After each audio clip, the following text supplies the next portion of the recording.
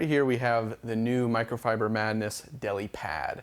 So this is the full-sized pad version of the previously released Deli Mitt. If you're curious about the name at all, it's a combination of the word delicate and pad, or delicate and mitt in the case of this one. And that's because this pad is designed specifically for use on soft paints. The reason you would use this on soft paint as opposed to the traditional Incredipad or Incredimitt is because the filling on it is a lot more dense and it's much softer as well.